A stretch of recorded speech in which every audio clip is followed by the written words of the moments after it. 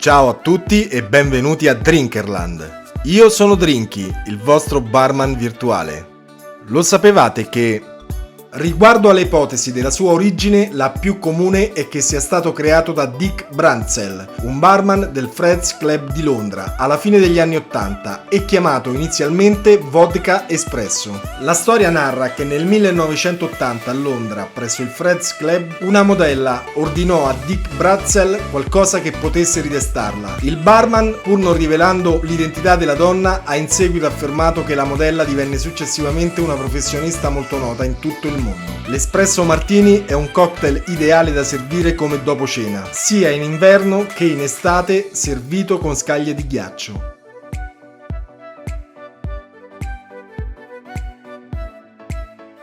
Gli ingredienti per preparare questo cocktail sono 50 ml di vodka, 10 ml di liquore al caffè, 5 ml di sciroppo di zucchero, un caffè espresso.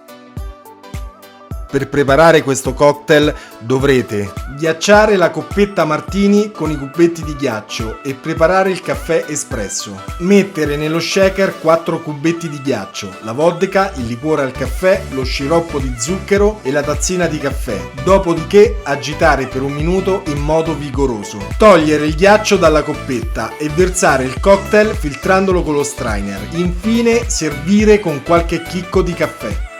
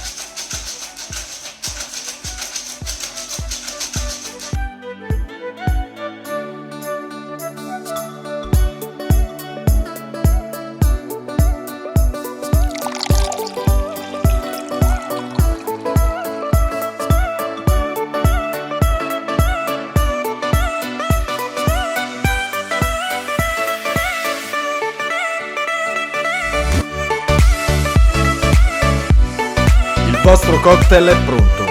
Mi raccomando, bevete con moderazione e mai prima di mettervi alla guida. Se questo video vi è piaciuto, iscrivetevi al canale e attivate la campanella.